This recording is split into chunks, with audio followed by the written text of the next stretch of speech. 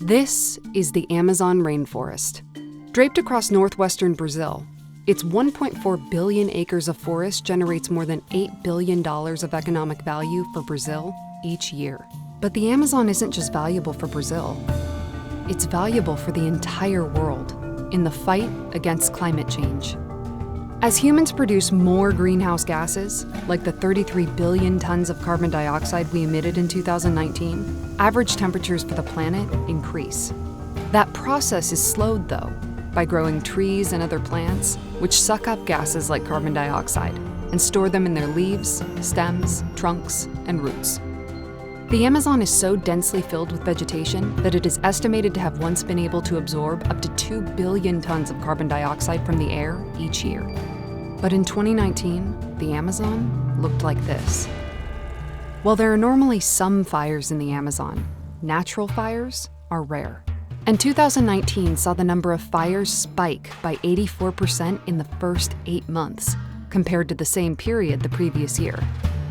By that point, over 4 million acres of rainforest had been scorched, mainly by loggers, farmers, and ranchers, so they could clear and use the land. Burning those trees and plants releases tons of carbon dioxide back into the atmosphere. And with chunks of the forest cleared, the Amazon can't absorb as much carbon dioxide as it had before, which in turn speeds up climate change. Fires in Brazil can heat up countries across the planet. So shouldn't those countries have a say in whether the fires are put out? Our modern world is built on the concept of sovereignty, that a country gets to decide what happens within its borders without foreign interference. But the world is changing. Computer viruses from one country can bring down critical infrastructure in another. And people migrating from one country can cause political crises in an entire region. Nowadays, lighting a match in one country can set the whole world on fire. While a country still decides how to govern itself, its decisions are more likely to affect other countries. And when one country's decisions cause harm to another country, that second country may try to protect its own sovereignty by interfering with the decisions of the first country. This type of interaction occurred in 2019, when there was international outrage over the fires in the Amazon. The Brazilian government denied responsibility and pointed to loggers who illegally stripped the forest, and ranchers and farmers who set fires to illegally clear the land. However, many environmentalists and international groups blamed the new president, Jair Bolsonaro, saying his pro-business rhetoric and weakening of environmental protection rules encouraged the fire starters.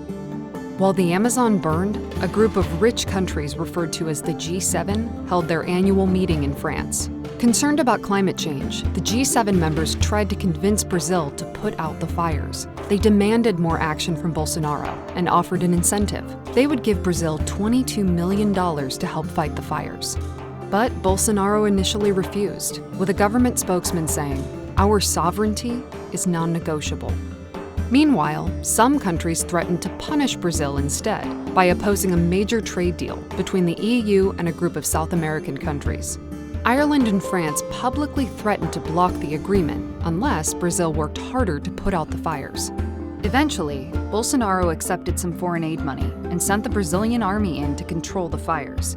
And in the following months, there were far fewer fires. But climate change remains a global challenge, and Brazil isn't the only country with important rainforests or harmful domestic policies. In the future, other countries may be targeted with incentives or with threats, from economic sanctions to possibly more direct interventions. While these actions may violate the traditional concept of sovereignty, some modern problems ignore borders, and their solutions might have to do the same.